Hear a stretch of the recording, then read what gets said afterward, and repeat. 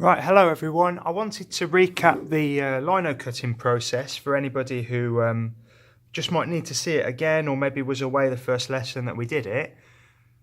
Now we've been looking at Angie Lewin's work for a few weeks, and you've probably started to do the copy, make up your own version, the interpretation. The next step is to get to know the exact process that she uses, which is called lino cut printing. So this is lino that I've drawn on.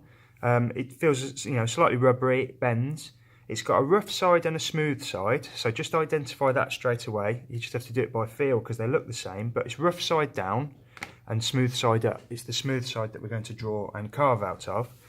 To draw onto your lino, you've got to use a biro. So pencil doesn't transfer very well, and beryl pen, fine liner pen rub out. So you have to use a biro. Either ask for one if you have, or find one for yourself in your bag.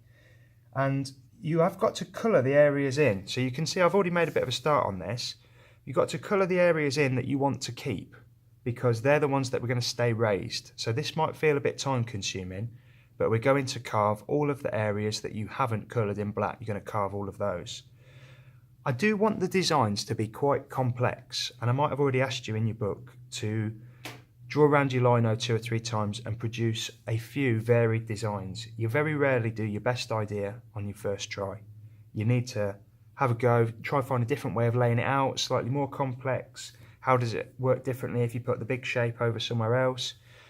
Just looking at this that I've done so far, I could say that's done now, or I could force myself to try and find some more details, some more shapes from the Angie Lewin sheets, or you're more than capable now of making some up for yourself.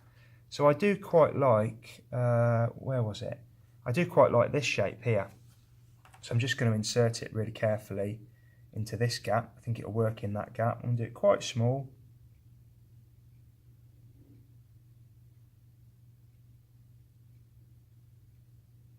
Now you've got to be careful how small you do things, because you're not carving the black areas, you're carving everywhere else.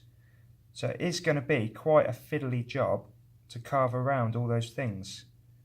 So then let's colour that whole area in black.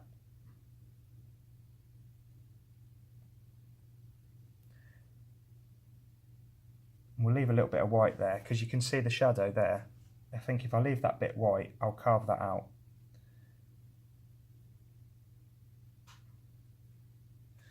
Right, so the carving tools. These red-handled pieces are the carving tools. They can be quite dangerous if you're not using them properly. I was practicing earlier and I've already cut my finger once, so I will make a big deal of the safety points. You change your blade.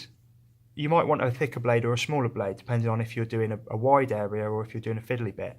You just unscrew that. It doesn't unscrew all the way, you just loosen it, and then that pulls out. They've got a blade end, and then they've got a semicircle end. So if we were to get a thinner one,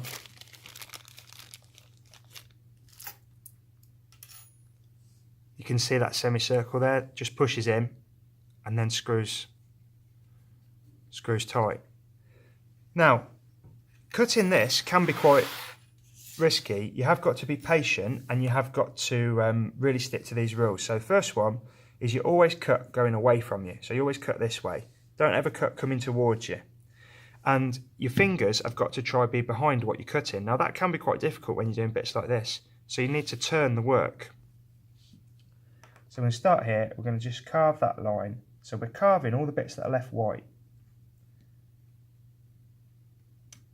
And the black bits that I've drawn on with the biro are going to stay the same. So we're carving them all away. Now, if you don't go very deep at all, then you won't have a raised bit, and then when you roll your ink over it, you won't have a difference. If you go too deep, you might cut all the way through and put a hole in it. Now if you put a hole in it, don't throw it away. Just go and get a bit of tape from the cupboard and maybe glue a bit of cardboard to the back, and that'll just give it its strength back. I would say you're looking to carve it down to about 50% of the depth. So we can just rip all of these fiddly bits away. About 50%, so turn it on its side. No, I probably want to go a little bit deeper there.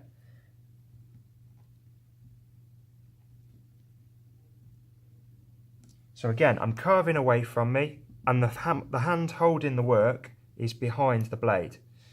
this would be a mistake. So if I was carving this and my fingers are in front of the blade. So if I slip, and I am going to slip, I slipped earlier, if I slip, the blade's going into my fingers.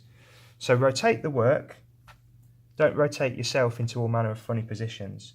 So if we're just going to try carve this out, we get a bit round this far. Oh look, now my fingers are in front of the blade. I'm going to stop, I'm going to spin the work, and I'm going to keep going. You want to try and keep a consistent depth across the whole piece. So if you end up carving very shallow in some areas and in others really deep, it's going to make it look really weird when you come to do your inking. So I did those outlines first. That was my fiddly bit where I had to be precise. And now I can take this big area out quite quickly. If there's enough tools in the room, you could keep 2 tools on the go and be swapping between a thin one and a thick one. If you wanted to save yourself some time, you could start swapping the blades, thin blade, thick blade.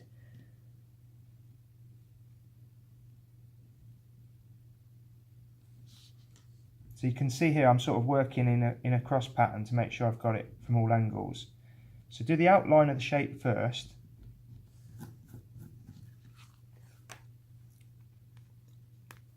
Just inspecting it, making sure I've not missed any bits. I've missed quite a few bits over this way.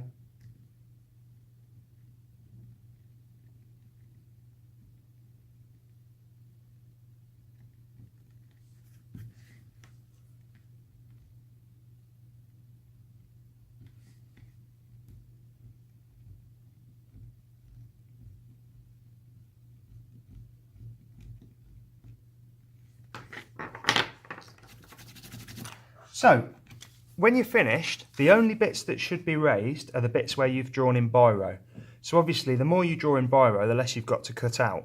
So it is in your interest to make your design quite complex and to have some quite thick lines. Be ambitious, give yourself some small details to cut out, because obviously that's part of what will get you a higher grade. And then we will do applying ink and putting it through the roller next week.